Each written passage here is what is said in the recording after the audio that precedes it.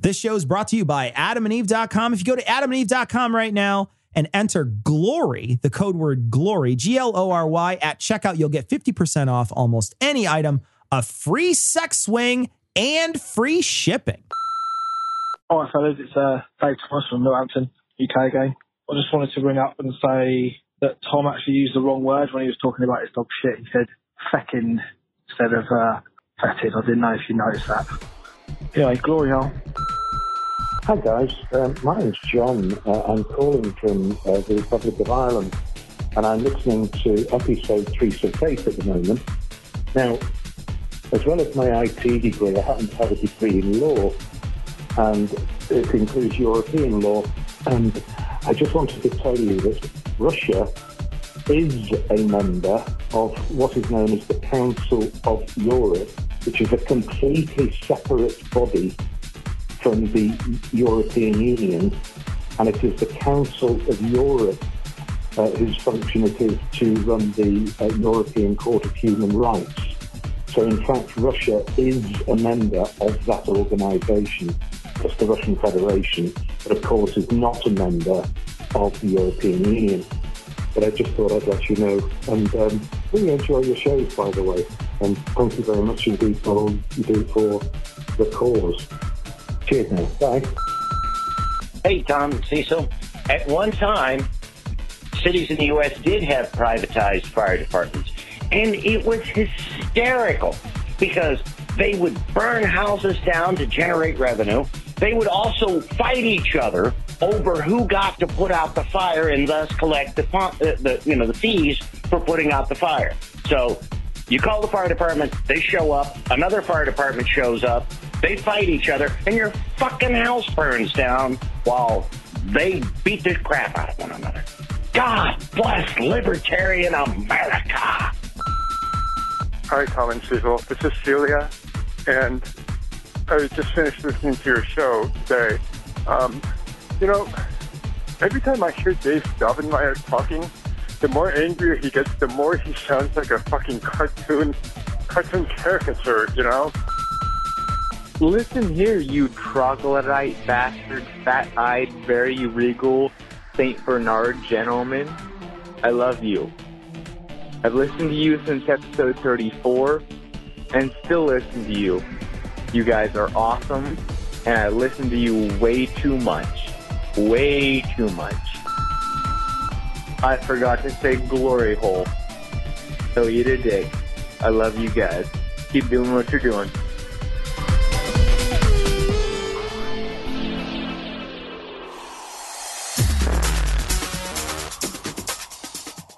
Be advised that this show is not for children, the faint of heart, or the easily offended. The explicit tag is there for a reason.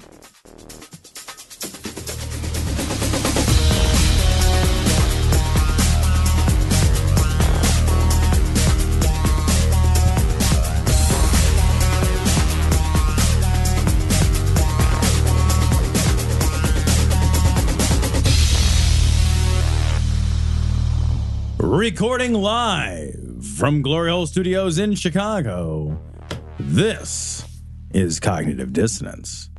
Every episode we blast anyone who gets in our way. We bring critical thinking, skepticism, and irreverence to any topic that makes the news, makes it big, or makes us mad. It's skeptical, it's political, and there is no welcome mat. This is episode 369 of Cognitive Dissonance, and I am not going to make the obvious 69 joke because it's cheap. It's cheap. And I won't, that is. I won't bow to that kind of humor. God, give me a break. But Who I would will do say that with three people, how do you 69? It's like it's fucking. It's like a confusing. human centipede. Like, You have what's to like going on? stack them, right? I feel like that's just an extra person to disappoint. Is it like one of those stairways in those like an MC Escher, like an MC Escher Right. stairway? Like yeah, exactly. one person is impossible, impossible. It's always impossible to convince that third person, actually. That's the thing. And speaking of unwelcome thirds, and a possible 69, we are joined Don't talk by about me like that. we are joined by Michael Marshall from the Be Skeptically Reasonable podcast and the You should think better blog. I think that's what it's called, something like that. I've got this pretty much down at this point. Skeptics with a K. Skepticals with some letters. I don't know what he does. I know that one for sure. The other one is a little iffy. Well, I like that the time that you put the time into writing a good introduction for me that involves getting everything I do wrong and then inviting me to a three-way. Well, I get that wrong too.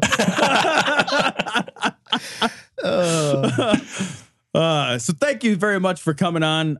What are the actual projects that you're working on right now? What's going on? Oh, we've always got a huge amount going on. The biggest thing we've been announcing recently with Good Thinking is actually, rather than the type of projects that we do where we're tackling bullshit, there's one that we're doing that's actually trying to do a bit more new, positive kind of stuff. So we announced a new top set maths project, where Simon Singh, who's head of the Good Thinking Society, for a while... How many maths? How many? It's a multiple maths. Maths? It's double maths. Why is it like that? It's two maths. This is why you Americans aren't really good at maths, because you can't even count how many maths there are, and that's a fundamental part of counting.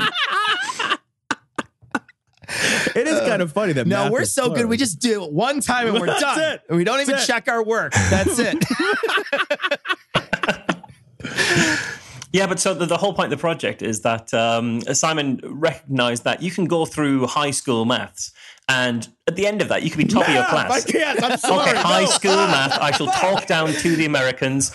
Also, if I ever say the word favor or color, you can just imagine that I'm not saying the U. We can pretend the U's aren't in there. Just to any time I say like analyze or something, we'll make sure we get the S's and Z's the right way around for you guys. We're being very accommodating. Oh, fucking hell. Do you have a fucking translator? Is this why you guys don't have any English listeners? Is this why you guys don't have any Scottish listeners? Because we've seen hard evidence of that fact. A shot in Edinburgh. Stings. Ouch. That stings. That's my heart space, There sir. was 3 people in that room that knew us. Thank you very much. Yeah, and they were all on stage, weren't they? Yeah, Eli had no idea who we were. The Queen loves us. And her swans. Yeah, so I will tell you what this project is then, unless the question was entirely tokenistic.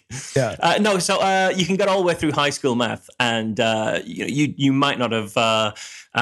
you can be top of your class, but not be that experienced in doing complicated math, because what happens is you could be in the very top class of your school, and the teachers necessarily have to make sure that if you're doing well at the top, they need to make sure whoever at the bottom of that class is also doing well. So what Simon's idea was to say, instead of having a class of 20 kids, you actually just pick the top 5-6 kids from the entire school. And you kill the rest of the kids, right? I've seen this. Yeah, exactly. Just get rid of the rest. They're not useful. Dummies. Okay. Everybody over here, we've given up hope on you. Everybody over here, take out your rubber duckies. Here, you need to count to broom. We'll call that Plan B. We'll have the eugenics angle as Plan B. But yeah, so he wrote a whole new, or he worked with teachers to write a whole new kind of math curriculum where you just take these top kids, and instead of just teaching by the sort of a recognized curriculum, you say, we won't put any limits on this. We'll just try and challenge these kids as much as possible. Oh, wow. We'll teach them every different angle that they can. And it's been going for a year now in 4 different schools.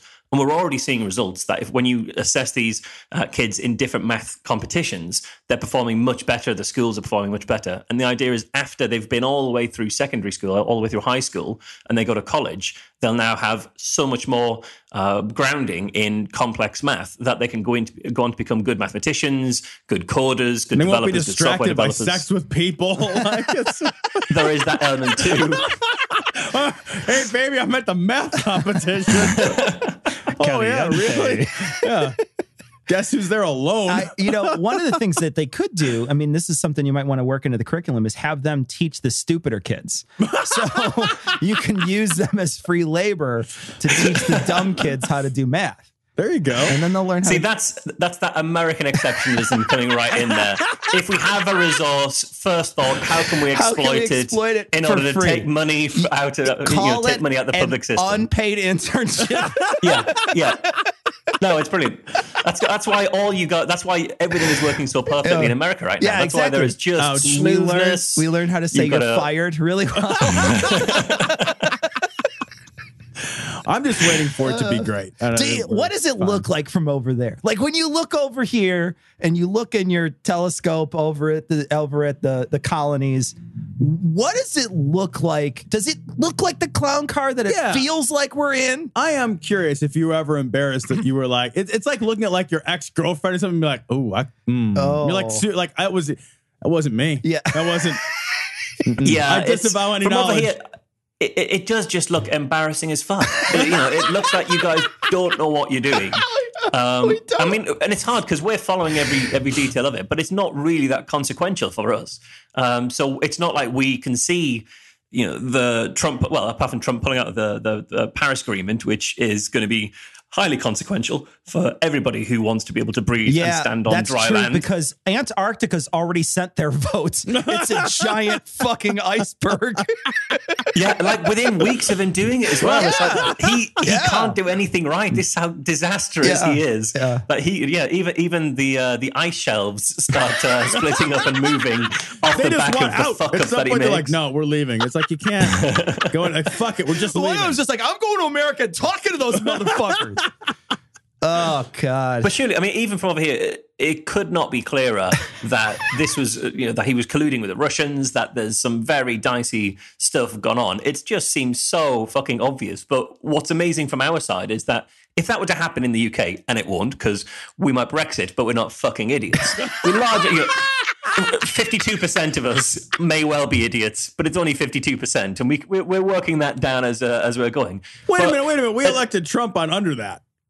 To be fair, we actually elected him on under that, and he actually lost the popular vote. Right? So yeah, we seriously, we elected our president on less than 52% consensus. Because we're so stupid, our fucking system take it doesn't back. even require That fact makes you much smarter. Yeah. Well, we'll just agree to be governed by. No, wait, that doesn't help. That's not helping. Yeah. Well, that's it. Because we, at least with us, we make a fuck up with our government. If something like that happened here, we could just end up calling a snap election and getting rid. But you guys are tied in for 4 years. Like, there's no part of your constitution that says we need to start again. We do not have a no confidence vote. You can call an audible in the middle of the play. Like, you just be like, no, we're just not doing this. Wait, did I use a sports metaphor right? Well, you just saw the election we just had in the UK. Yeah, what was that about? Now, explain that us. Explain that to the Americans. Yeah, so if you go back a couple of years, we've had a few elections in the UK. Say math. So 2015, we had an election because it was due. It was time for the election, and Cameron won that. A year later, but one of the things he did to win it was to promise that we would have a referendum on whether we'd be part of the EU or not. And that was one of the things he did to sort of quieten down the crazy right-wing part of the Conservative government. Or the he never thought you'd do it, no, right? God, no. He never thought you'd do it. It's like when we were like, yeah, Hillary's going to be in there. No worries. Right? Yeah. Yeah, nobody thought it would happen to the point where they didn't even really pay attention to the fact that he'd promised it. Like, I didn't notice that he promised it, and I tend to keep an eye on on politics, but it was just such a small thing that nobody made a big deal about the fact that he made this promise. A year later, we have the referendum. It all goes to shit, and Cameron has to resign. So then Theresa May comes in, but she hasn't been elected. Like, her party haven't been elected with her as leader by the people. She just is now replacing, which is what will happen when Trump gets impeached and Mike Pence has to come in. It's just he will just step straight into that void, and void is the right fucking word for what's going on in American politics right now. So yeah, because Theresa May hasn't got the public behind her, because they haven't sort of voted for her manifesto, for her policies, for her vision, she called a snap election to say, right, I'm going to increase my mandate. I'm going to prove that the people are on my side by having this election and winning it. So if you're in government, you can basically call an election largely at any point, not quite, but pretty much at any point. And she called it because she thought at the time she was so far ahead of her opposition, Jeremy Corbyn, that this was everyone called her politically cynical for taking it, because it was such a clear step to say, I'm going to call this with such a lead that I'm expecting to get even more support. Jeremy Corbyn's the guy from Top Gear, right? That's the guy. Now you're president or something? He's like I think actually Jeremy Corbyn is the complete opposite of Jeremy Clarkson. Like, if you put a medium Jeremy Jeremy into Jeremy, though. Good for you. But if you put a medium Jeremy into some sort of sci-fi machine, it will split that Jeremy into Jeremy Clarkson and Jeremy Corbyn, like taking the good and the bad, the yin and the yang. I think they are complete polar opposites. If they ever touch, they merge back into one person. All right. Anyway, so hold on a second. Clarkson's hold in on, no. charge. I gotta ask a question. I gotta ask a question. Theresa May, is she like that crazy right-wing lady from Paris? Is she like crazy right-wing as well? She's ultra conservative, I would say. I'm not sure. So the right wing is a slightly tricky thing because obviously there's different parts of it, but she's very, very conservative. So she was Does she hate brown people? Yes, yeah, pretty much. Okay, so she was the Home Secretary before she was the Prime Minister. And when she was Home Secretary, one of the things that she did to tackle immigration, which was under her kind of jurisdiction at the time, was to have a van drive around London with a sign on the side saying, if you're here illegally, go home. And here's this number to text if you are an immigrant and we want you to go home. Just text this number and we'll effectively send you home. And she got really criticized for this. Wait a minute, who texted that number? Well, it turns out loads of people who weren't the illegal immigrants, but who did want to fuck with the people who were trying to sort of tackle immigration in that way, because they sort of viewed the van as being racist. Because what would happen is that van would drive down the street and your average racist in the street would point at the nearest brown person and say, you see, fuck off home. The van's telling you to go home. So it wasn't really about it. It wasn't effective as a strategy, but it was effective as a piece of signaling to the people who have a problem with immigrants that we are a government who also has a problem with immigrants. So you should vote for us. It was a pretty that's so short-sighted because like the brown people make your good food. And if you don't make good food there, why would you get rid of the only people who can cook? I don't understand. It's not just the brown people. There are plenty of non-British white people who know how to cook. And we've had those guys in as well. So it's not a case of cookery skills being a characteristic of one particular race. I was being racist. It's more that it's a characteristic of being lacking in our particular race. In the people whose ancestry has been in Britain for hundreds of years, we're the ones who can't cook. Everyone else has got it fine. An actual serious question. Do you guys have an immigration problem? Is there an immigration problem, an illegal immigration problem, and a immigration issue that needs to be addressed? Well, yes, there's an immigration issue that needs to be addressed, but it's not the one that's getting addressed. So we're a country that largely, in many industries, relies on immigration. So you look at the nursing sector. We used to get about 1,700-ish nurses per year coming to Britain from the EU. Since we voted out in the referendum, that dropped to about 10. So we've lost a shitload of nurses coming in. We've also had... Wait, you dropped from 1,700 to 10? Yeah, it was literally into double 10? figures. Yeah, exactly. It was a huge drop, which is a massive problem because we've also had a drop of 20% of people learning to become nurses because the government, at the same time as voting out, getting out of the EU, where we get a lot of our nurses from, they dropped all of the bursaries and sort of funding for people to train to be nurses. It's basically, if you say you're going to train to be a nurse, if you're going to go to college to be a nurse, you get a stipend from the government who'll pay you to go through training, or they would. We have recently. something similar, but we call them student loans. Yeah. So well, we have a lot of student loans as well. We have that. But this would be like, because you're doing a job that has a direct vocational benefit to as soon as you graduate, we will pay you a small amount to go through. I understand. We do the same thing. Again, we just call it crippling debt. So like if you want, and the more... And it is crippling debt. It is stupid crippling debt. Seriously, like the more good you want to do with your degree, the less likely you are to make real money afterwards with it. Well, even doctors have to pay hundreds of thousands of dollars to go to college. Crushing. Crushing amounts of debt. Yeah. So they're trading. So basically you're not training the people that you would need because you thought you would get them from the EU, and now you're not getting them from the EU because you guys decided to close all your borders like it's 28 days later. So now...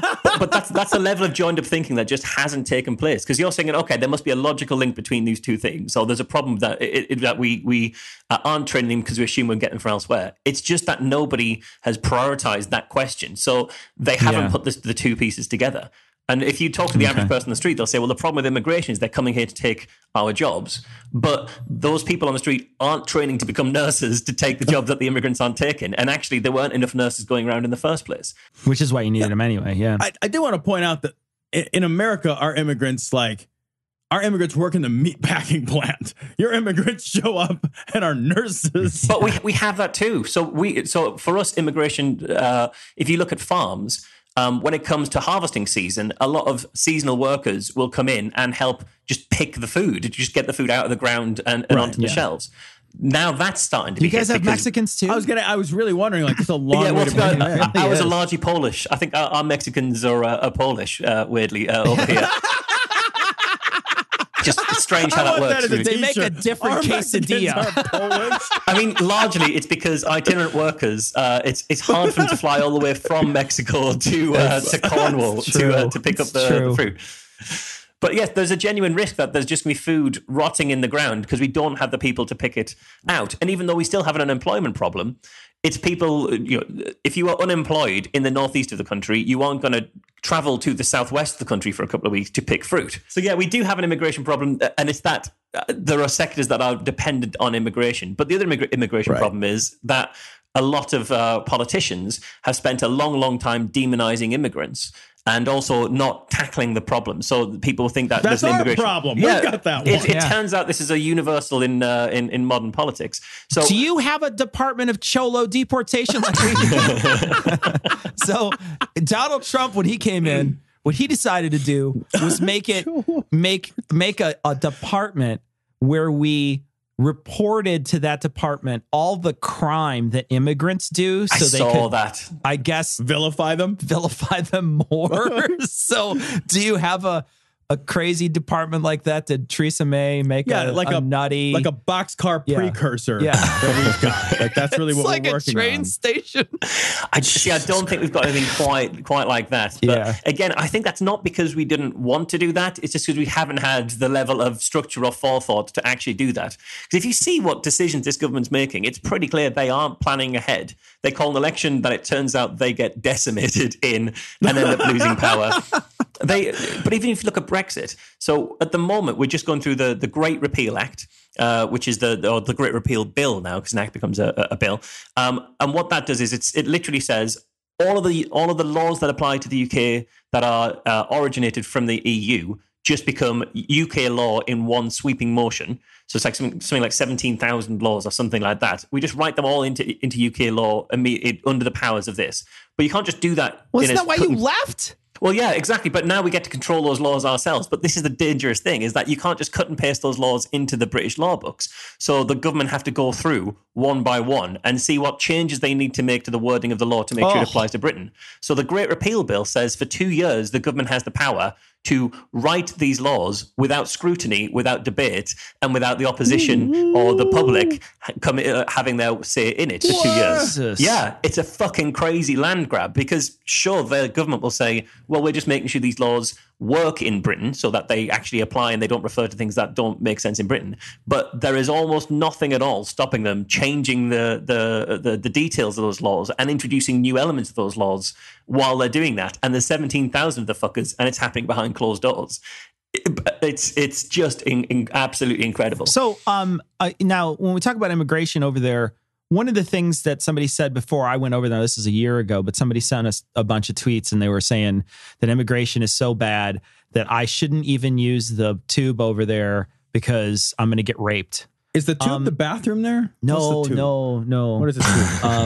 It's the thing you send money to the teller. At the bank. That thing. No, but they said I shouldn't even use the tube because I'm going to get raped by a Muslim guy or something. I don't know. They said some stupid shit. Jesus. Who the hell's tweeting you that? We have fucking racists who listen to our show, man. So I don't get it. But you would think they would feel really unwelcome. Yeah. How do you still have racists listen to your show? It's pretty clear that you're against racism. Is it just that there are so many racists in America at this point, emboldened by Trump, that you just can't move? I think the guy was from Europe. He was because there's a lot of people who really do feel like Europe has a bad immigration problem with the refugees, but also when they come into a country that then the front page of so many newspapers demonize them on a daily basis. You know, there's newspapers that 1 in 4 headlines of a certain newspaper over the past year have been anti-immigrant, to a point where it's a big splash about these migrant crises. The crisis is not in a we should help these people, but in a they're coming over here, this is a crisis for Britain that the migrants are coming in. We have such a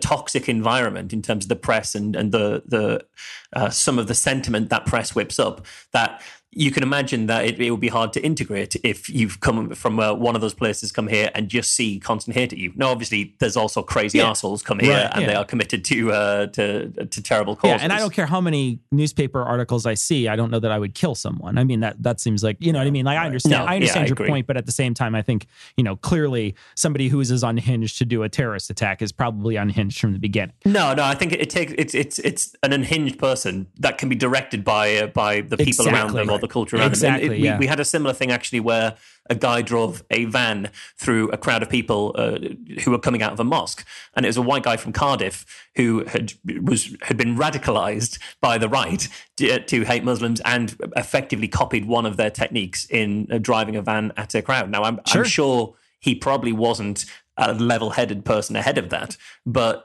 it seems too close to be coincidental that in the weeks following a similar type of attack and all the hatred that we've seen from the right on that, he then goes and does a similar thing. But guys like that are good tools to use by the guys who are really masterminding that shit. Yeah, absolutely. And the same is true in in Muslim culture, in where they are using those unhinged people to enact the small groups enacting their political and terroristic will.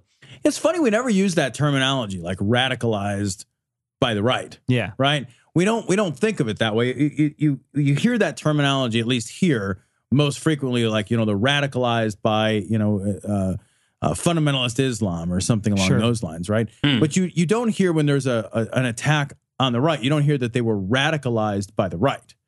You don't hear, in fact, here at least, we are loath to call those terrorist attacks. Yeah, we won't even do that. Same here. Yeah. There's a guy who killed a sitting politician during the 2015 election, and that still does not get described in the media as a terrorist attack, even though when he shot her in the street, he shouted, "Britain first, death to traitors." Fuck.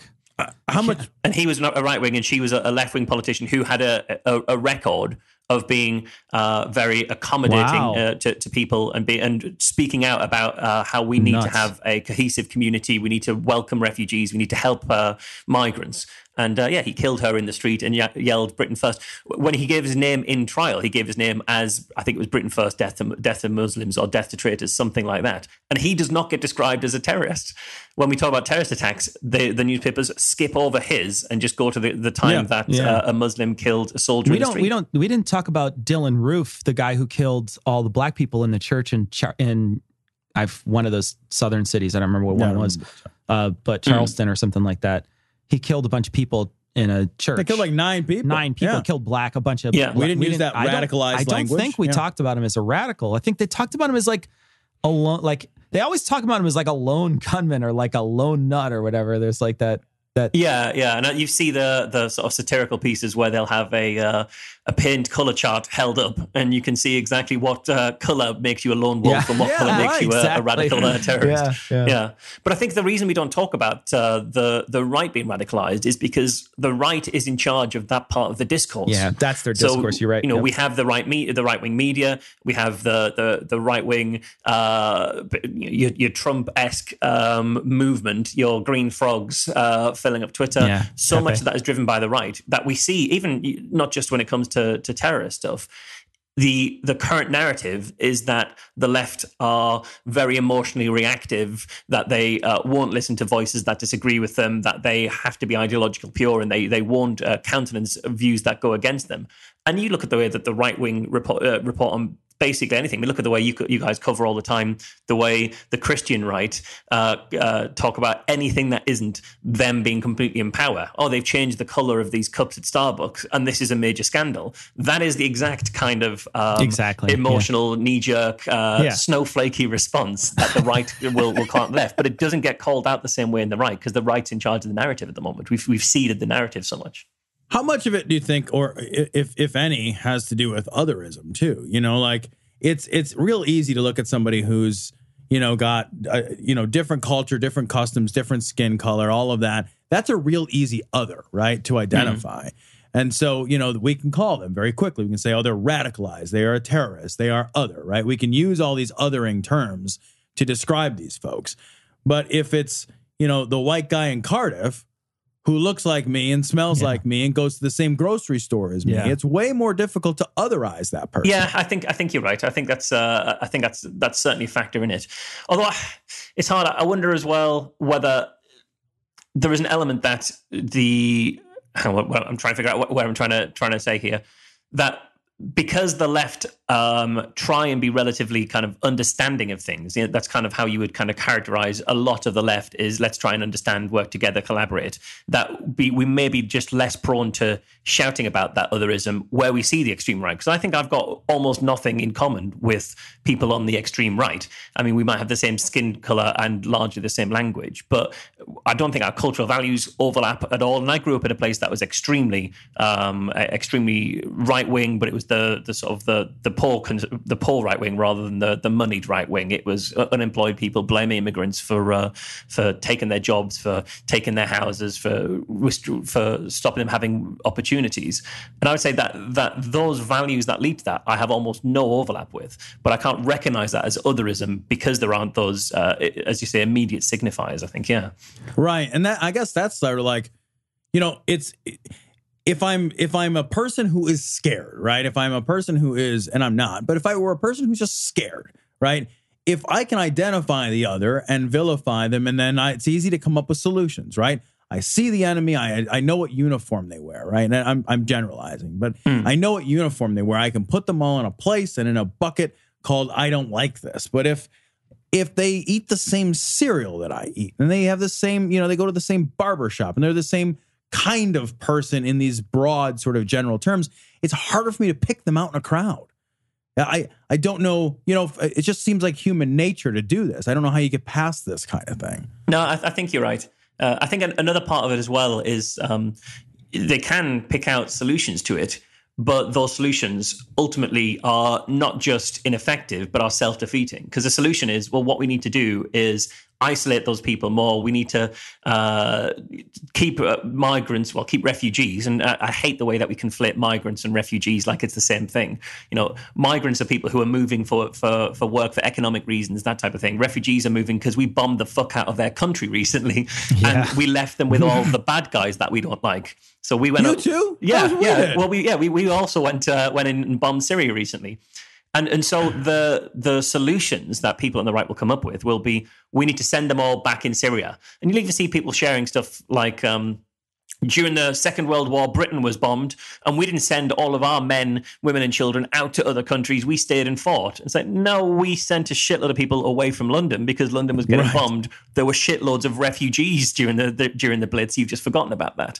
But you have this kind of narrative of we need to send them all back there and keep them there.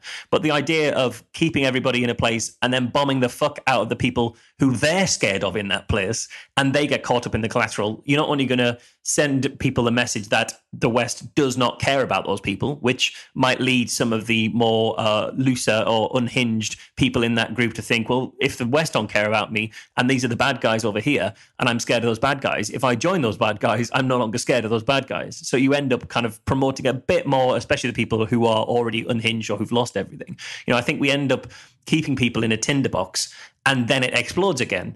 And then they go, well, this is even more reason why we need to keep fewer of them over here because it keeps exploding over there. So I think having that level of simplistic solution just exacerbates the situation to a point where I don't think the people who suggest these solutions will ever know or care that the reason there are more terrorist attacks is because there's more volatility. One of the reasons, obviously, is there's more volatility in that region. And part of the reason there's more volatility is because we keep going over there and fucking bombing them. Now, there's still crazy religious extremist arseholes who are doing their thing. And it's not causing that, but it is causing enough instability that can spill into other areas and start to affect stuff.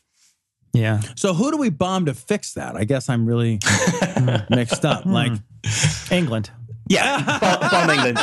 Guy Fawkes had the right idea. Yeah, bomb Parliament. I'm sure that'll solve everything. Super confused. So now, speaking of things that are mixed and things that are separate, do you guys have Neapolitan ice cream over there? This is an important question. Yeah, we do have Neapolitan ice cream. Yeah. Okay, so when you get a thing of Neapolitan ice cream, this is very important. This is fucking critical right now.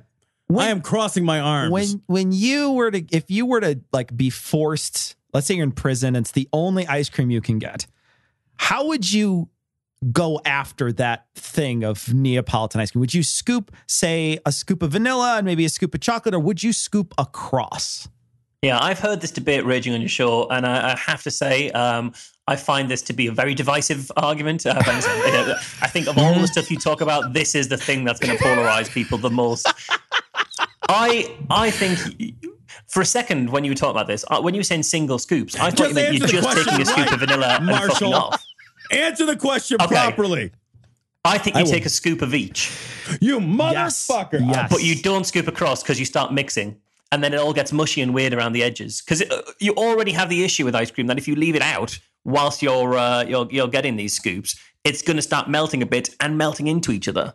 And that's already going to be a bit weird. You don't want to end up with this kind of pinkish brown like you get when you're playing with modeling clay as a kid. Everything turns brown when you mix it together. It's not good. You want to keep them separate. Good. Thank you. I just wanted to keep the colors separate. That's the message of this show: is keep the colors separate. If there's anything the last half an hour's discussion has told us, is that we need to keep the colors separate. Brexit. Brexit flavored Neapolitan ice cream. No, that's great, guys. Yeah, that's how all the Peppy Frog guys eat the ice cream too. So yeah, enjoy your fucking racism ice cream. I think the Brexit ice cream, Clanhood motherfuckers. On the box, the Brexit ice cream would say it tastes of every single flavour, and then when you get it, it would just be like a muddy, brown, shitty flavour that you. But nobody actually wanted this flavour. Nobody likes this flavour, but it's the only flavour we've got left, and we're going to have to lump it. It's the purest, whitest flavor you could ever see. I think the other thing with Brexit ice cream is it would say it was 1 litre of it on the tub, and then when you open it, it would be only half a litre. So yeah, we're getting a lot less than we thought we'd get, to be honest. In the name of Jesus, we speak that. Oramana shanda karaba. Lokoremene bere jede kede burishida kidibera sana.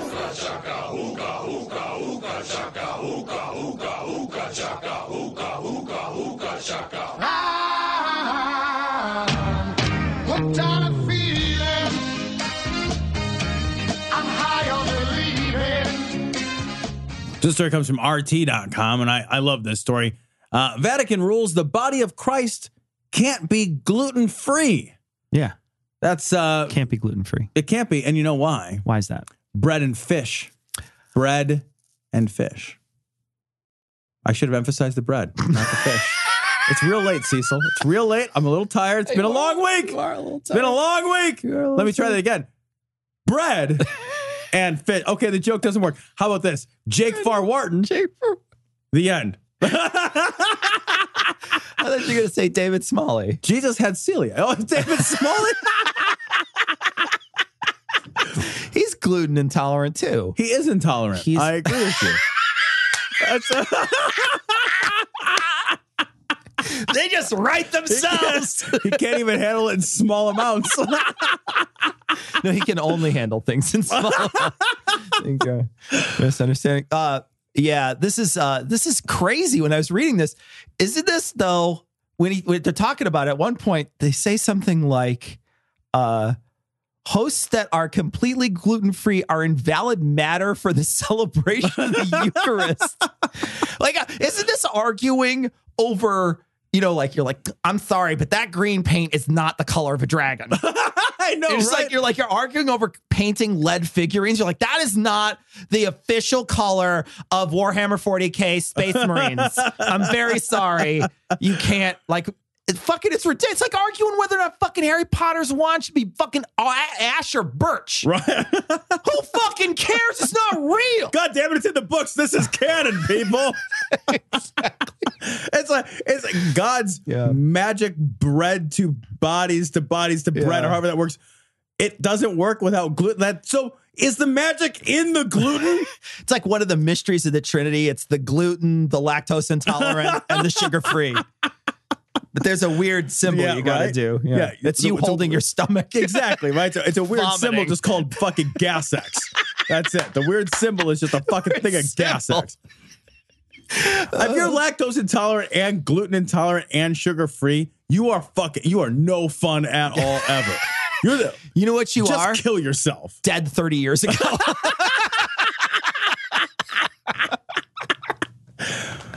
You're just a straight carnivore at that point. Yeah, like, what are you, like a cheetah? That's it. You're a like cheetah. You're taking bites out of fucking dogs at the dog park at that point. What could you eat? Allahu Akbar, Allahu Akbar.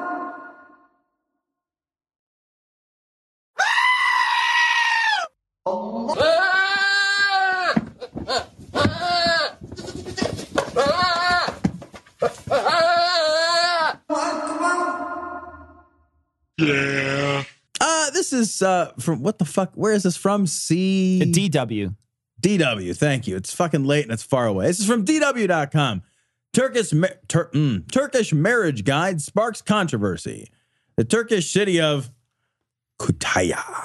Nice. I think I nailed that, right? It's got a little umlaut. It's got an umlaut over the U. Yeah. I think I killed that. I like this. It says it's known for its fresh mountain air. Ceramics. Yeah, because remember that time you went on that ceramics tourism trip? Oh, honey, where should we go on our ceramics tour? Said nobody ever. Nobody goes on ceramics I need another tour. cherub for the TV. We should really go to Kütahya. I hear good things about their ceramics. I need to finish my collection of Love Is characters.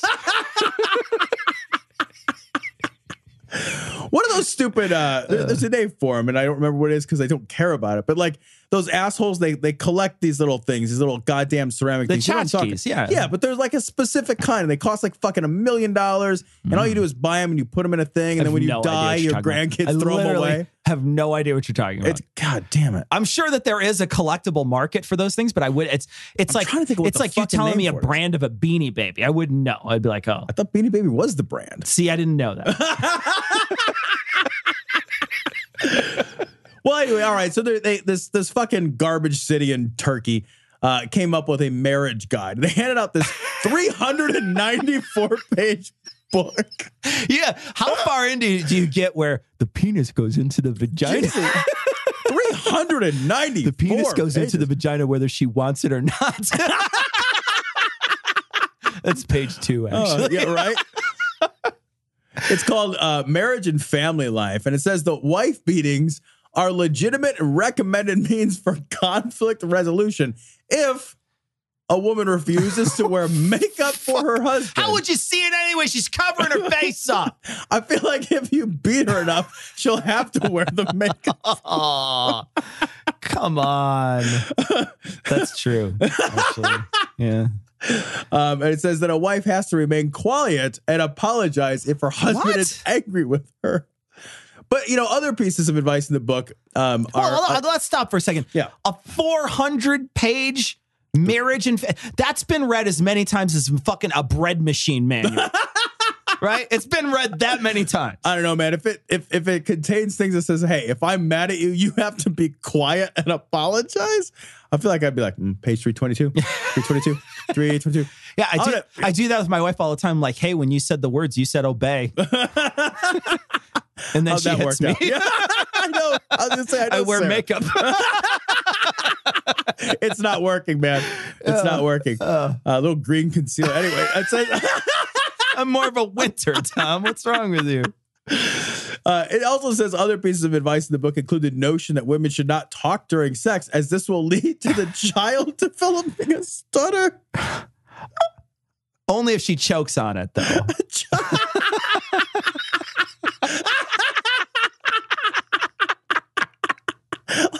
Like who wrote this? Yeah. Well, if you're doing it in the butt, the kid will have irritable bowel syndrome.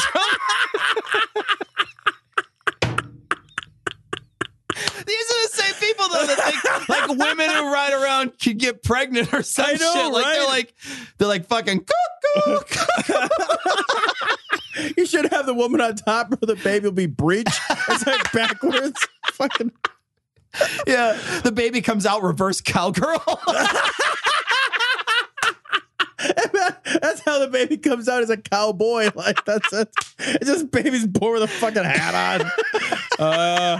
I don't know. He's got a Sam Elliott mustache.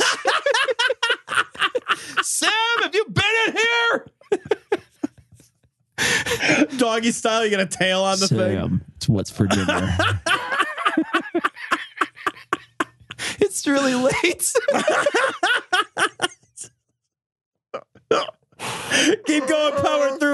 motherfucker. It's really late though. It also says that, but I like this because this is the essence of American capitalism. This next one.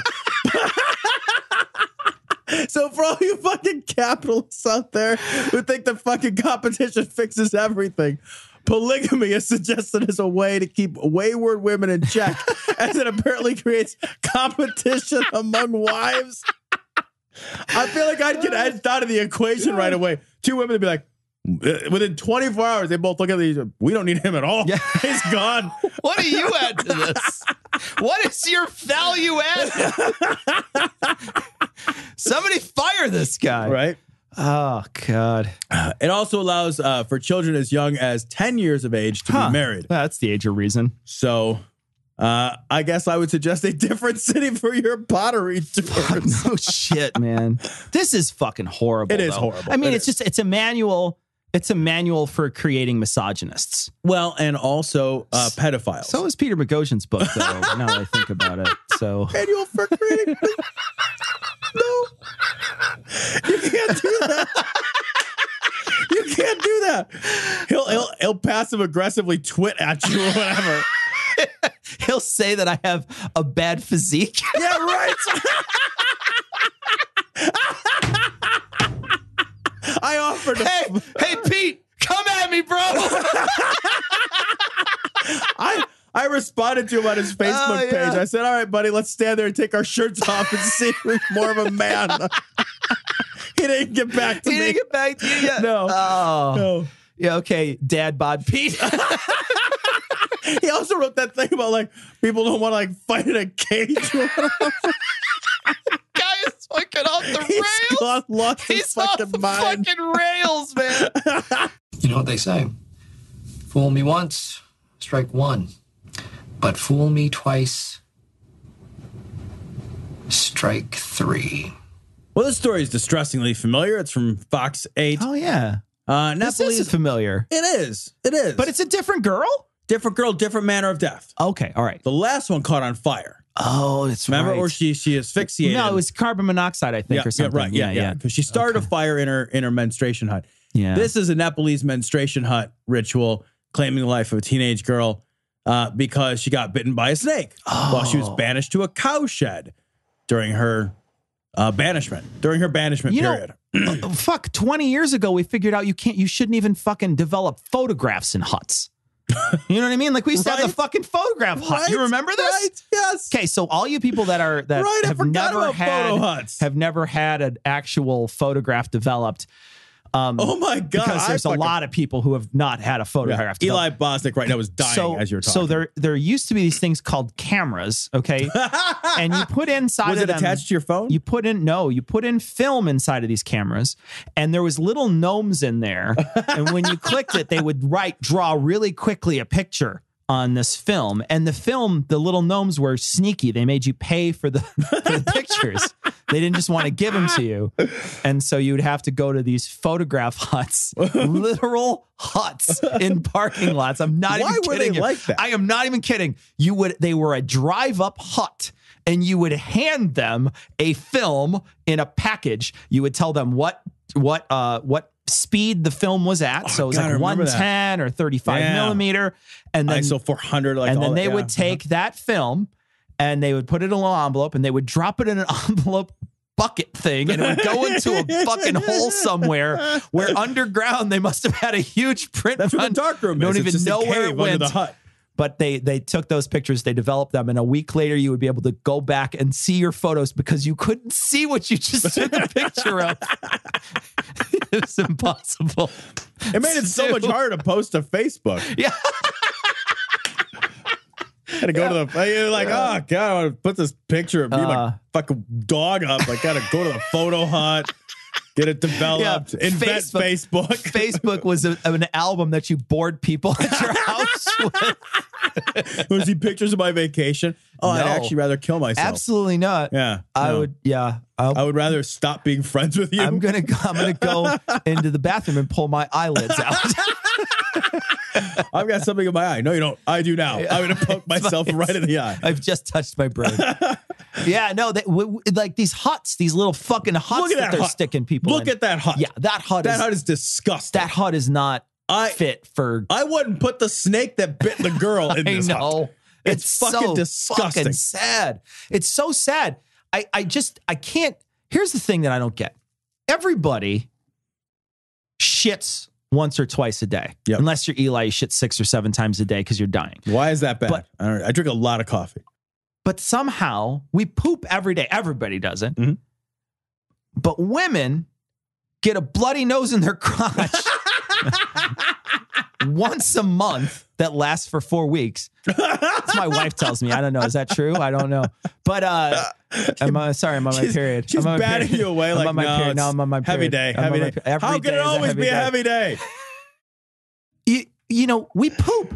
That's infinitely more disgusting than a period. Oh, right? Infinitely more disgusting. You know, you can't have a period with corn in it. You know what I mean? Like, or peanut chunks. You know what I mean? You just can't. If you do, it's like, what the fuck is happening here? I gotta go. I gotta keep running. You just run and you never stop. You fucking Mr. Peanuts in the corner. Yourself. He's like, you had an abortion? He's got his little monocle, sort of tilted it. You killed my baby. Little peanut. Oh, my peanut. No, but like it's infinitely grosser. Like pooping is infinitely grosser. Right. And somehow in fucking 2017, we're still being like, oh, you bleed out your crotch, gotta go stay outside. What the fuck, man? I don't know. Don't you poo? I can't understand. I genuinely don't understand it, man. Like, there's been some shit that's come out of me. You've just been like, fuck, don't go in there. Actually, what you could do is just nail the door closed. Right? Never go in there. I have taken shits. It's like, we need to buy a new house. Yeah. That's it. That's not ours. We need to move out of state. That's what happened in Indiana. Tom used to live in Indiana. You can no longer go there. I have taken shits that have required me to be relocated by the FBI. God. I mean, and here's the fucking kicker here is Nepal. I'm going to read a quote from this article. In Nepal, we have a female president. The Speaker of the House is female. And until recently, we had a female Supreme Court justice, Chief Justice. But even top women leaders haven't said a single word about this issue. They have females in power in that country.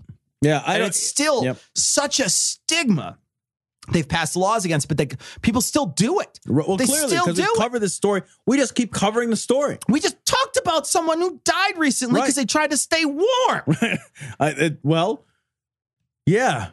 And it's awful, man. This is a 19-year-old. You know, think about how many times you're 19, right? So a woman starts menstruating at, let's say she's a 15, late bloomer, 15. Come on, this is Islamic. Let's say 9. Jesus, man. I'm saying like late bloomer, right? 15, just to give everybody the benefit of the doubt. 10 and a half. And like, you know, let's say she's the same woman goes into menopause early, right? So again, benefit of the doubt. 45. Sure. 30 years, right? Every fucking month unless they're pregnant, right? So every fucking month, this is happening. Yeah, 2 days out of the month. They got to go 3, 4, 21 days out of the month. How many days are they spending in these fucking rundown, shitty fucking ramshackle huts? Because they're unclicked? Just fucking clean them up then. Like, if you think they're unclean, go take a shower or a bath or get some running water or head down to the fucking Ganges or whatever. Or plug it up. Right? Plug it up. What the fuck? Just, put a piece of whatever it is that, women do. I don't know what they do. I don't know what kind of parts they have. Plug it up. Yeah. Plug it up. I don't know what they do with that. But however the parts work. But seriously, silly putty. This is not a difficult thing to do. You just figure it out. Like, you know what I mean? Like the rest of the world and not the rest of the world, though, because, I mean, you talk about different cultures. There's a lot of different cultures that are still really fucking skeeved out that women bleed from their vagina. Do you think that this is just all bullshit? Like, the whole thing is bullshit. This is really just misogyny, writ physical, right? Absolutely. That's all that this is. All this right? is this is a disempowering, literally putting a woman in her place. Literally putting you in your place. Because it's got to be. That's what it's got. It can't be anything else. Right. Because here's the thing. Unless this is ingrained over and over and over again, and the reason why this is ingrained is because your dad treated your mom as less than, and so now you treat your wife as less than, right? And your daughters, your daughters as less than, because you learn that growing up. It's systematic. It's systematic misogyny. Yeah, it's all that it can be. Systemic. I don't know. Systematic might be the wrong word. I'll probably get an email. That's okay. Allahu Akbar, Allahu Akbar.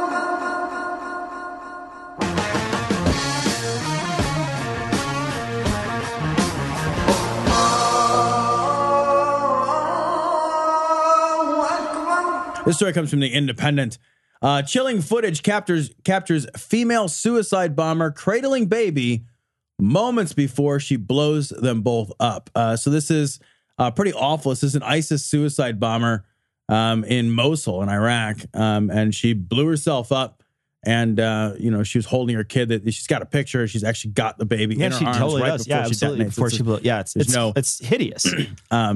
It is amazing to look and see the tragedy that has really unfolded around this baby boomer generation. Oh, come on. What's crazy to me is that women are taking this job. Yeah. Do they blow up 77% less when they take this job? Do they explode?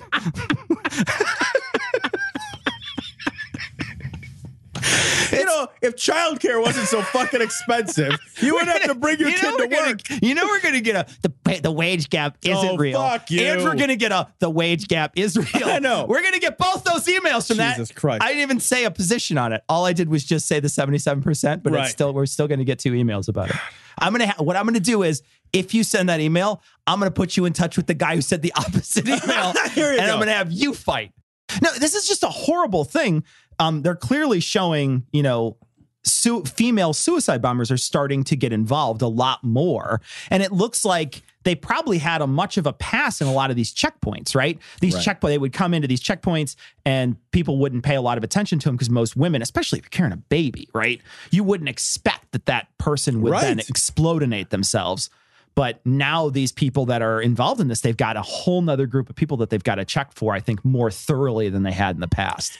But, in all honesty, you look at something like this and I thought, okay, well, what's the difference? These people are already raising their sons and their daughters to kill themselves when they're teenagers. Yeah. So, you already think that killing yourself in the name of this cause is a great good, right? It has a moral component to it that's driven by this religiosity, right? You don't blow yourself up with your baby unless you think that there's something next, or you think there's something really so amazing about this cause. So they just why bother raising them? Yeah. Just bring them to work. Actually, be honest, you're right. And they say it's her child. They do say it's her child. So at first I was going to argue and be like, well, what if it was just a kid they picked up on the street just to get to the thing and then blow it up? But it says her child. So I suspect they know who she is, and they know that this was actually her child. But you're right. In fact, this person killed themselves with this baby, but that baby might have grown up to be radicalized as well. And it could have been, another suicide bombing in the future.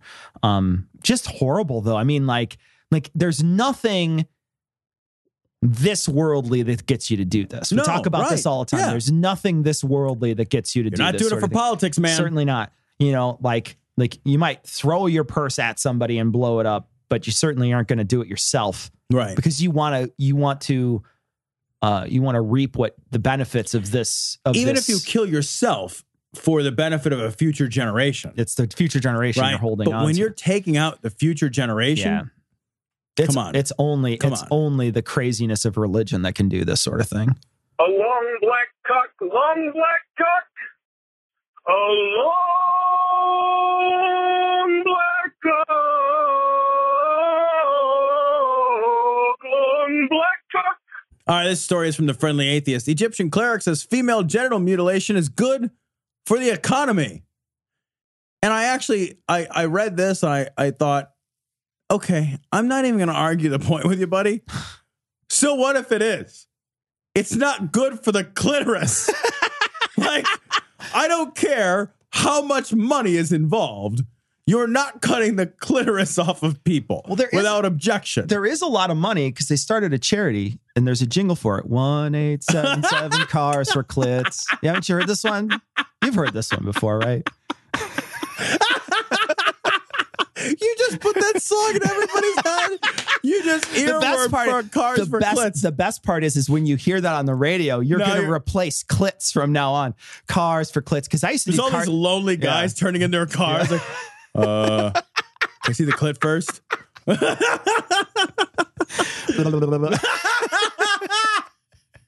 I want to read some of this article because this is actually really funny. An article. This guy is like, he says, I quote, Egyptian women are circumcised, yet they give birth to more than all the other mothers in the world. And he's talking about specifically, people are saying that it's bad for women to be circumcised because it affects their reproduction. And he's saying, well, this is bullshit because Egyptian women are circumcised. They give birth to more women. Super fertile. They're more than all the other mothers in the world. And there's 60 other countries with a higher birth rate. But I have a country I got to ask you. Yeah. All right. Quiz here. Yeah. All right. Highest birth rate country. Who do you think it is? Liberia. Close. Niger. Okay. But I think Liberia might be up there. How many, if you were going to say a number based on that fertility rate, what would it be in Niger? What would you say? I don't understand the quantifier for the question. Like what the number? The number, I think it's like number how of many children. kids? I think it's in Niger? Yeah. 7. 7.6. Good for you. Man, I'm fucking good. Ask me another question. I didn't think you'd get it because when I saw it, I was shocked. I was 7. I was like, 7? What do they fucking got? They got a fucking t-shirt gun over there? Like, what the fuck? They got no birth control, man. Think about a world where there's just no birth control. It's just so everybody's Catholic. It's so shocking to me because like fucking we made a show about a woman who had 8. You know what I mean? Yeah, like, right. Well, 8 at once. Yeah. Well, no. To be fair, fucking 8 is enough. Like that's like there's another show where like. Oh, I thought you were talking about Octomom Maybe there's or only like John 6 and Kate kids, plus actually. 8. Oh, John and Kate plus 8. I guess she had them all at one time. Yeah. We've also have a show where like I guess the Duggars is a lot. Oh, you the guess? Duggars is double. Is double this, triple, almost triple this. Almost triple that. Almost triple this. They have 3. Niger. I feel weird saying the word Niger. I feel like I should say N country. I feel like I'm getting away. I feel like I'm getting away with something. Niger. Oh yeah, Ishmael's pissed off at me right now. I want to read too. It says female circumcision is a preventative medical measure. Someone who is uncircumcised will be affected with many serious diseases, is what the person said. Yeah, like orgasms. Yeah, or squirting. Yeah. That's another serious disease that I need to look into. You know what I mean? You got to get checked out, right? If that's happening. Symbiosis. That's another one. Symbiosis. Adam and Eve-itis. Adam and Eve. So let me just mention, if you still have your clit, let's just say that you still have your clit attached to your body. Let's just hope you still have your clit. Okay. I can hope. Yeah. Absolutely. I feel like if you started with one, let's hope you finish with one. I'm going to hope with one hand only, though. The other hand's busy. But anyway, let's say you still have your clit and you wanted to say, stimulate that clit. I don't see why you wouldn't. You could do it by going to adamandeve.com, typing in Glory at checkout. You'll get a free sex swing. Right. Which probably gives you more access to the clit. It does, I think. I don't know. Where is the clit works. located? Is it on her boob? Under the butt. It's a rub under the butt. I like that. Under the butt. Like you have to like lift. Like you lift up and you're just like, where is it? Where is it? I can't find it. So anyway, if you wanted to look under the butt for the clit, you could buy something to penetrate under the butt. You get a free sex swing. Something you buy something, you can get almost any item 50% off. And you get free shipping. All you have to do is type in Glory at checkout, go to adamandeve.com, and you can get some stuff for your clit. or your dick if you want it. Yeah. I mean, your dick is also available. It's just like a clit writ large. Just like a big giant clit that's not under your butt. It's a front clit. It's a pointy outer clit. It's sort of in front of your body. It's a pokey clit.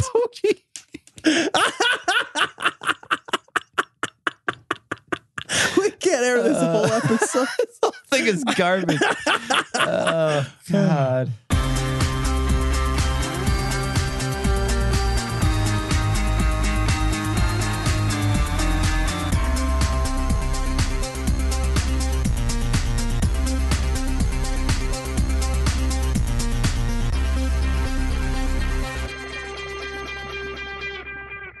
So we're joined again by Michael Marshall from Be Reasonably Skeptical and Skeptics with a K.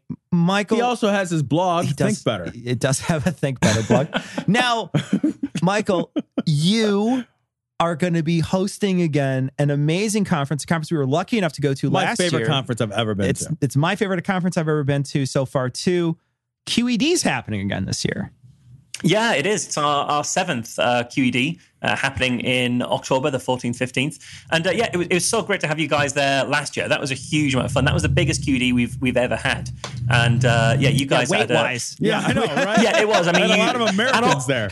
Not just weight. There was also a significant increase in volume with you guys there. So that really did in the loudness certainly went up, and people could hear you from all around. So that was good. You had a lot of people come to your live show. You were holding court. You had some volume, my friend. Yeah, I mean, I definitely made up for it on the Sunday. Oh, geez, yeah, that was a fun night for me and not the people around me, I think. But no, I mean, it was great to have you guys there last year, and we had loads of people saying that they were excited to see you.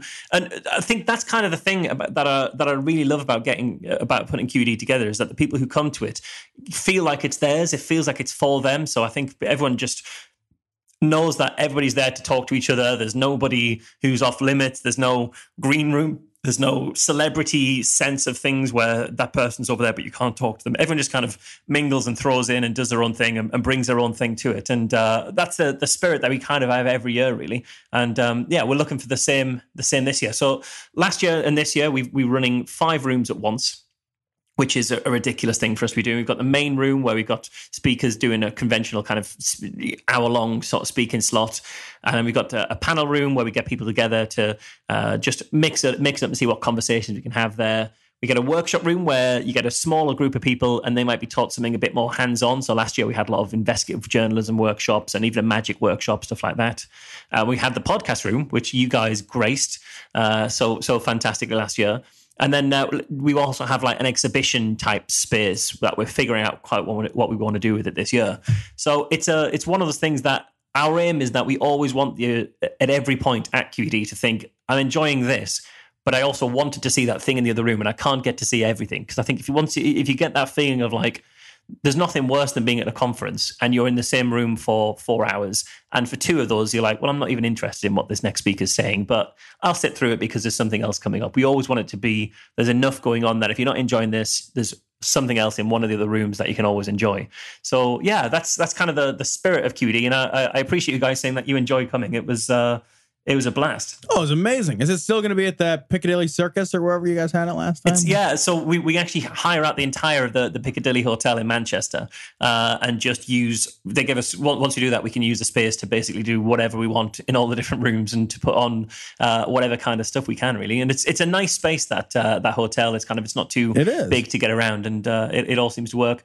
But I think the atmosphere of QED is what I always enjoy the most, is it really does feel that it's a community event. I think it feels like you get the sense of it being a community there, which when so much of stuff is online, when we have so many of these, you see conversations happening over Twitter, and even within parts of the skeptical movement, you see people taking these big disagreements and having quite heated debate over it. I think being able to get people in a room and know that we're all largely pulling in the same direction, or we're all people with largely good intentions. I think that's the sense that I like the best, that there is this community there, that you aren't just a lone voice out there. You are kind of one of a bunch of people who kind of follow the same ideas, really. Yeah, I got to say, like, in all honesty, when we were there, it felt like, and Cecil and I made a comment about this, it felt like everybody was in a goddamn nice off.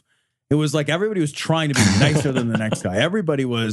Nobody that we met was anything other than incredibly approachable and kind and generous with their time. From other speakers that we met to the, other attendees of the event. Yeah. Except for your co-host who said she was going to be on our show and then never contacted us.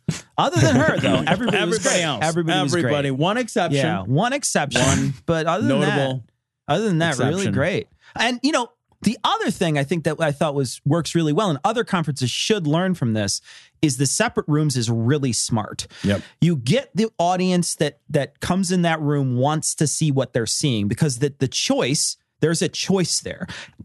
Do I want to see Captain Disillusionment right now, or do I want to go and see something else? Do I want to see Cara Santa Maria on the main stage, or do I want to see the god-awful movies that's playing right now? You know what I mean? Like you have to make a decision based on that sort of thing. And there's some people, that wrongly chose to see something else other than our show, right? Terrible mistake. Terrible mistake. But, and they'll regret it forever. And that's the good thing about QED. You'll go home with a lifetime of regrets.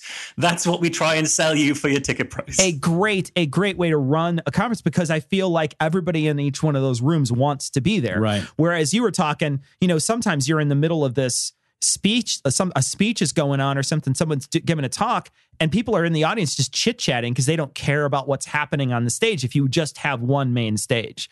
And I think that you guys have figured out a really good way to make a conference that is interactive for the person, not just a showcase for people to talk. Yeah, that's how we've always thought about it, really. And partly I think it's because if you've got one room at the conference, then whatever's on stage, if the person in the audience doesn't like it, they kind of begrudge sitting through it. And I've been there at conferences where there's one thing kind of going on, you think, okay, this isn't really exciting me that much.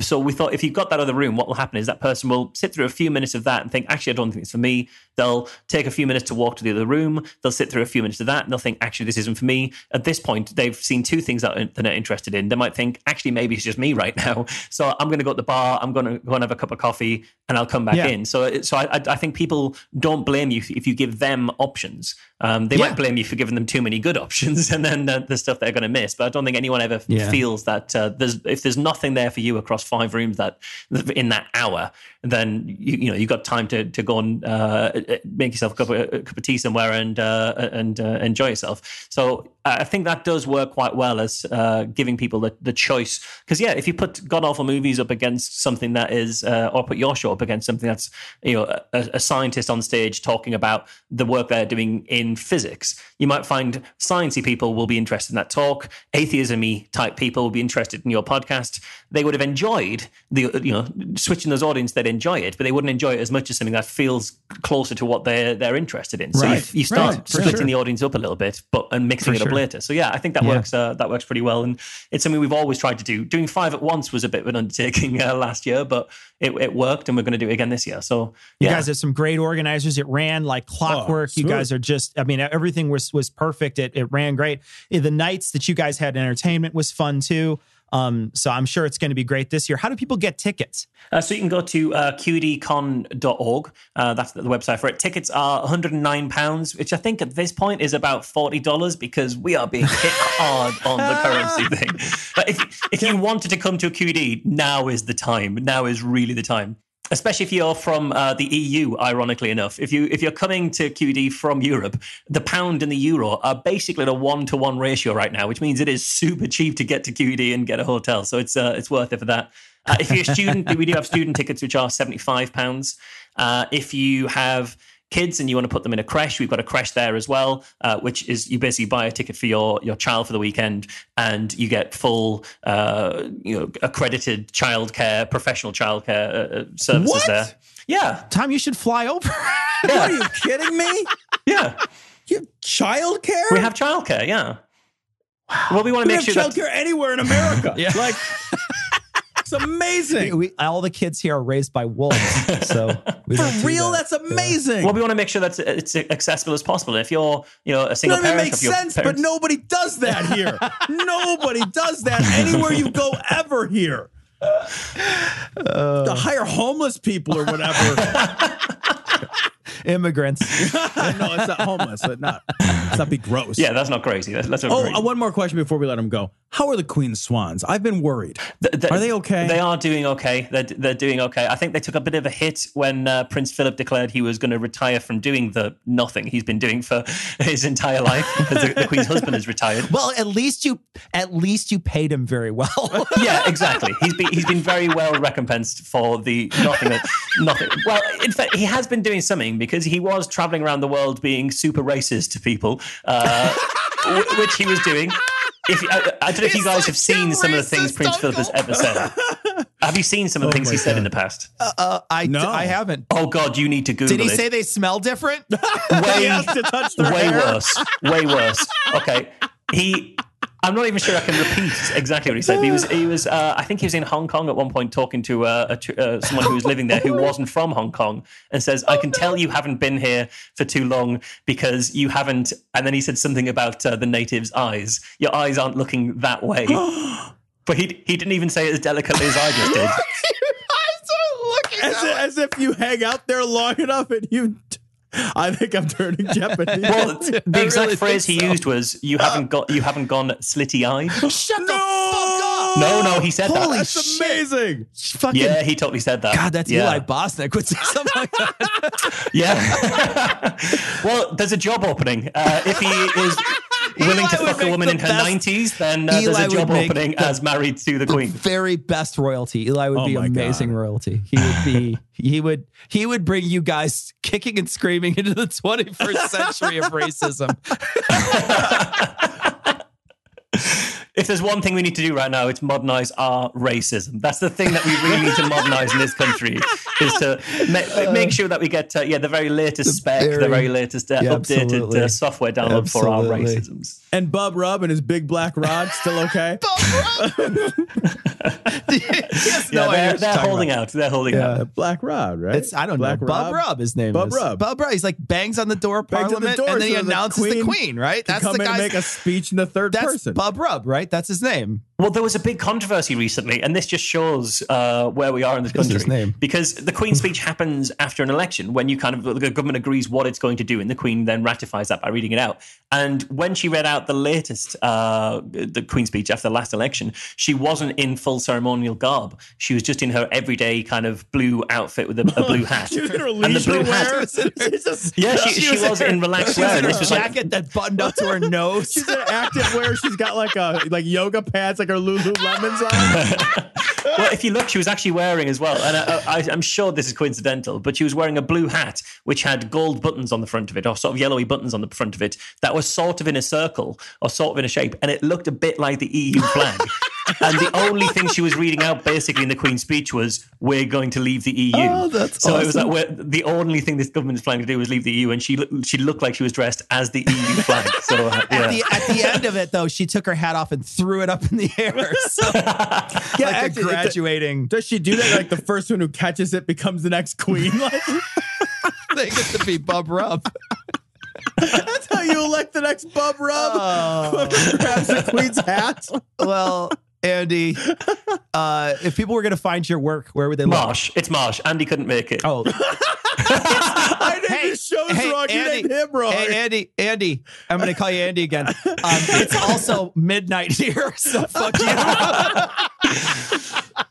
Marsh, if people are going to find you, where would they look? You can find me on Twitter at Mr. M. Marsh. And that has all the stuff I do with Good Thinking. That has all the stuff I do with podcasts with QED. You can find kind of everything I do there. And you can find me making sarcastic and increasingly bitter comments about the government there as well. Wonderful. Thanks so much for joining us today. Cheers for having me on, guys. Always a pleasure.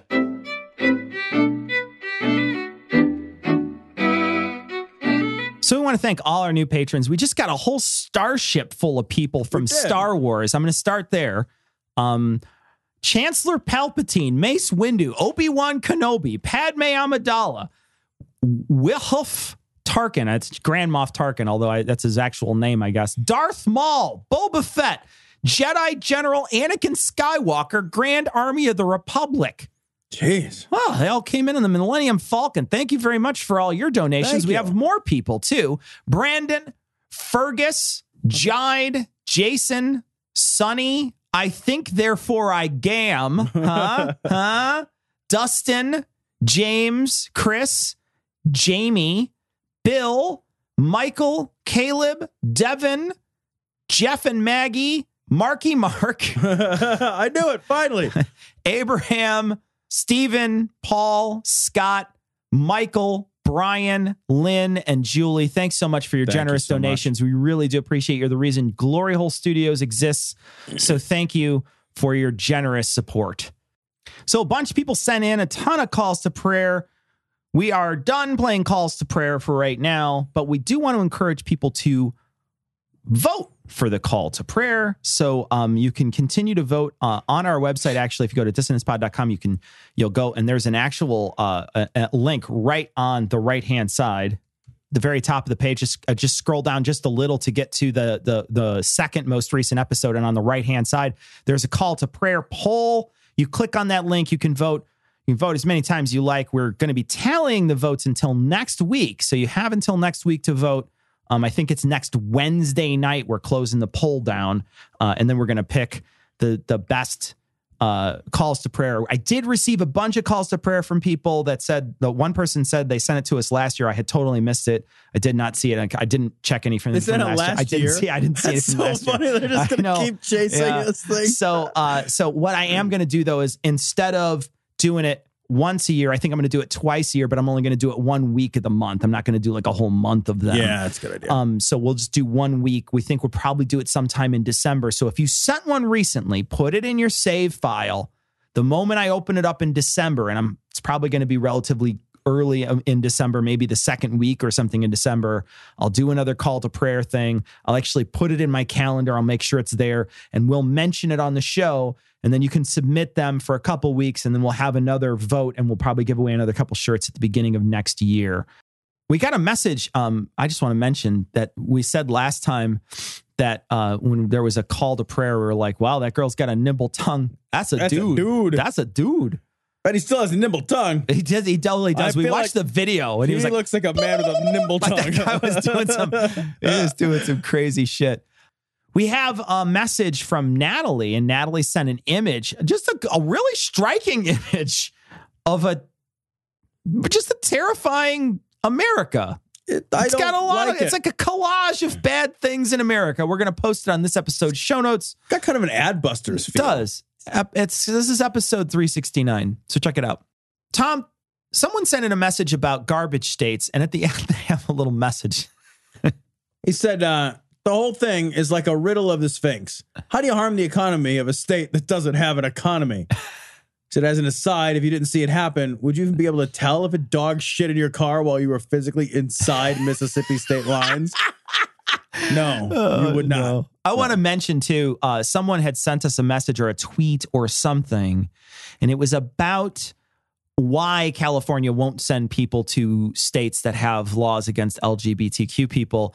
And we said they didn't want to put any California money into those states. And this person corrected us and said, no, what they don't want to do is send somebody who's LGBTQ that happens to work for the state to a place that could be hostile towards them. Yeah.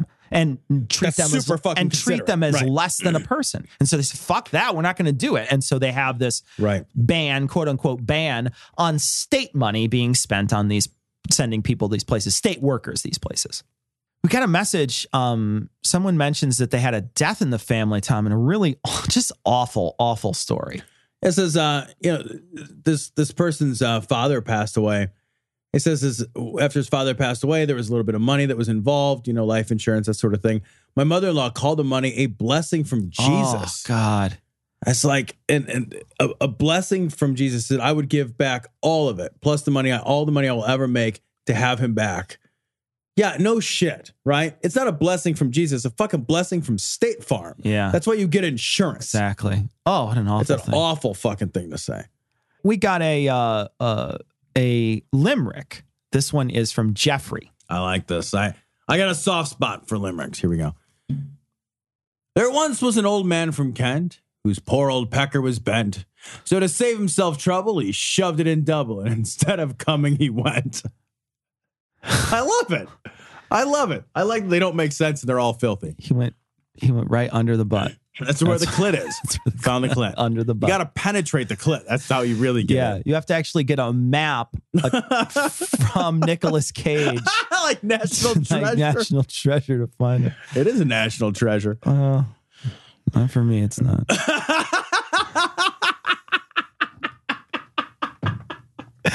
So we got a message. This is from Brian. It's actually really funny. He says that David Frum suggests a clever method to understand complaints about the quote unquote deep state. He simply replaces references to the deep state with the phrase rule of law. So does the statement Donald Trump is facing opposition from the deep state becomes Donald Trump is facing opposition from the rule of law.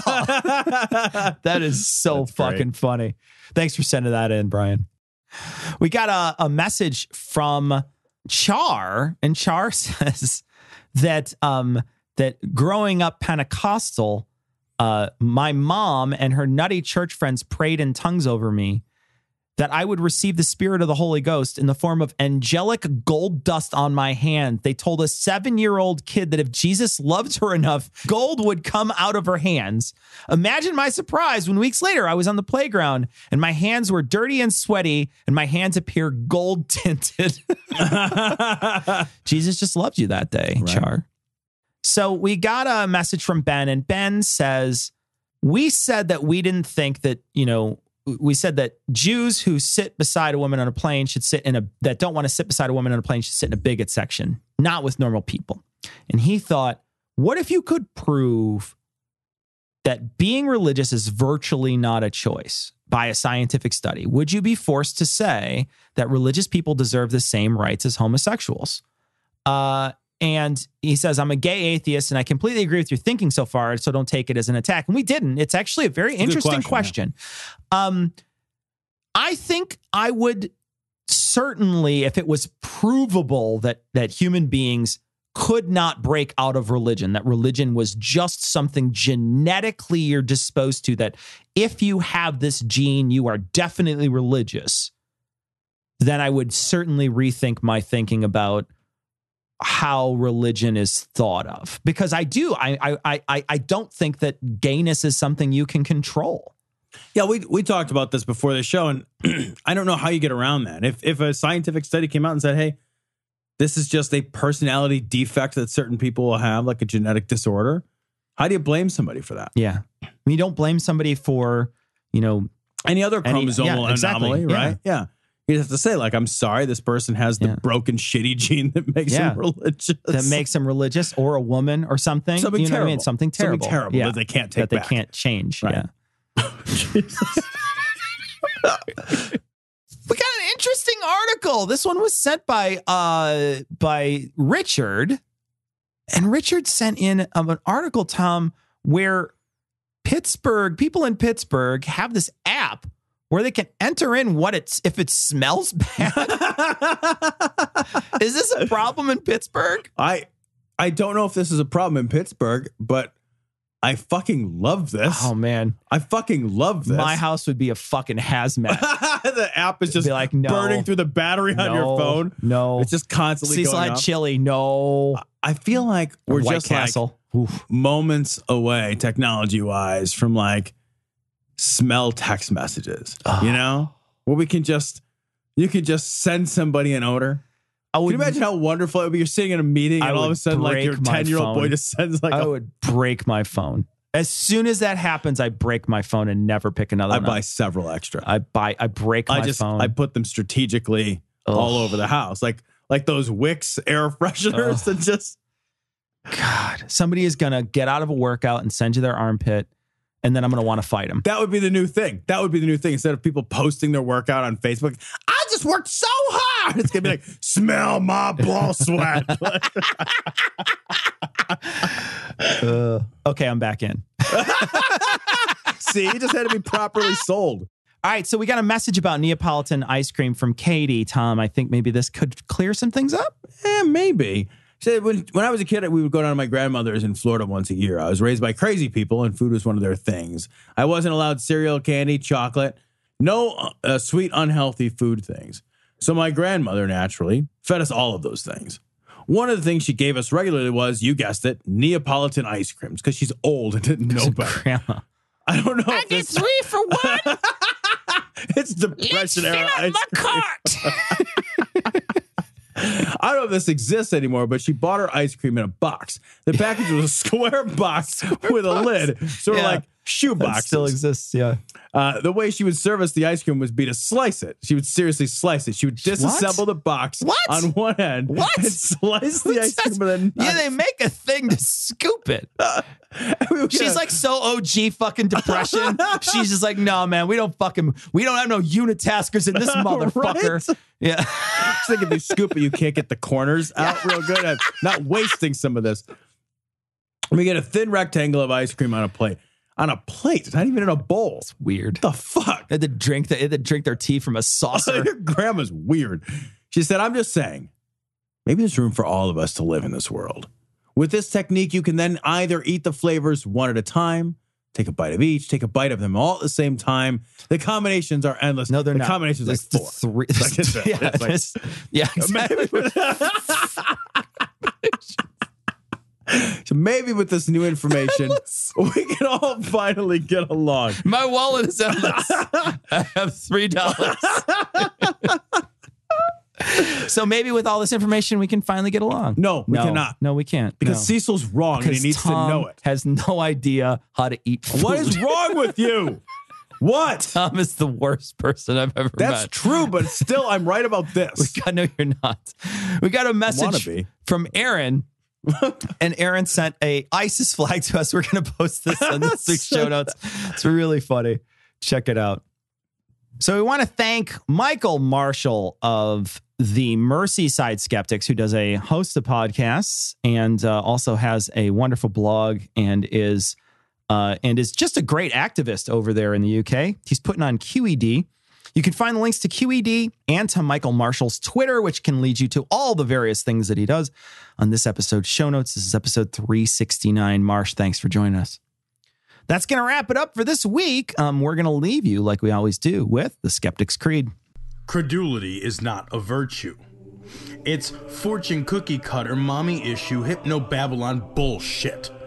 Couched in scientician, double bubble, toil and trouble, pseudo quasi alternative, acupunctuating, pressurized, stereogram, pyramidal, free energy healing, watered downward spiral, brain deadpan sales pitch, late night info docutainment.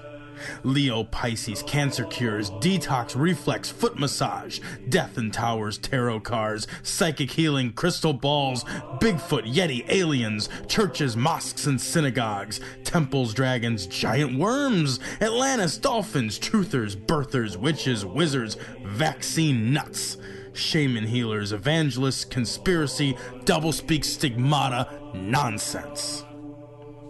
Expose your sides.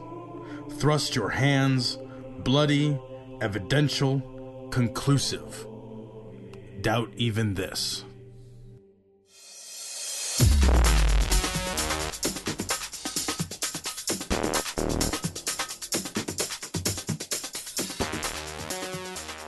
The opinions and information provided on this podcast are intended for entertainment purposes only. All opinions are solely that of Glory Hole Studios, LLC. Cognitive Dissonance makes no representations as to accuracy, completeness, currentness, suitability, or validity of any information, and will not be liable for any errors, damages, or butthurt arising from consumption. All information is provided on an as-is basis. No refunds. Produced in association with the local Dairy Council and viewers like you.